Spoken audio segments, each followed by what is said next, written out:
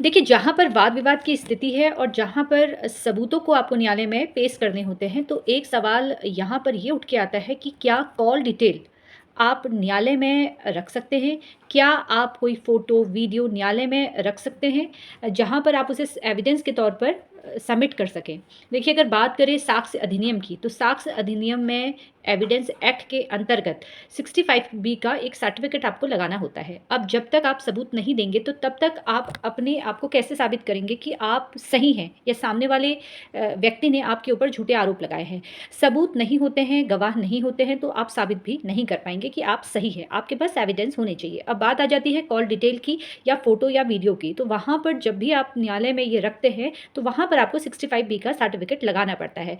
देखिए, अगर बात करें एक्ट की कि क्या आप अगर ये सारी चीज़ें रखते हैं, तो आपके ऊपर कोई मामला दर्ज हो सकता है। देखिए, जहाँ पर बात आती है आर्टिकल की, तो आर्टिकल 21 जो कहता है राइट टू प्राइवेसी, जिसके तहत सामने वाला व्यक्ति आपके ऊपर राइट टू प्राइवेसी के तहत मामला दर्ज कर सकता है। लेकिन अगर आप अपने एविडेंस न्यायालय में नहीं रखते हैं, तो आप अपने आप को साबित नहीं कर पाएँगे। बहुत सारे लोग करते क्या हैं कि कॉल डिटेल जो है वो किसी टेलीकॉम कंपनी से निकाल कर उसी को न्यायालय में रख देते हैं। लेकिन अगर आप कोर्ट के माध्यम से अगर आप आदेश लेके आ जाते हैं, तो वहाँ पर कि आपको इस केस के अंतर्गत अपनी पत्नी की या पति की कॉल डिटेल लगानी है एज़ ए एविडेंस, तो आपको वहाँ पर न्यायालय से आदेश लेके आना है और कॉल डिटेल जो है वो न्यायालय के आदेश के बाद ही आप अपनी पत्नी या पति के खिलाफ सबूत के तौर पर पेश कीजिएगा, क्योंकि ये न्यायालय का आदेश होगा जिससे आपके केस के लिए काफ़ी अच्छा होगा।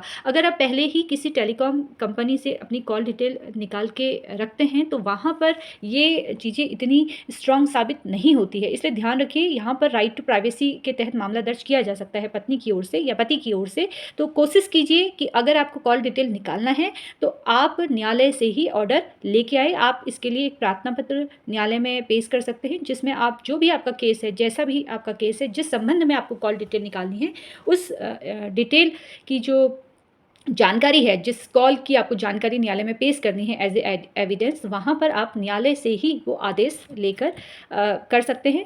फिलहाल ऐसी ही कानूनी जानकारी प्राप्त करने के लिए आप लोग मुझसे जुड़ते रहिए। धन्यवाद।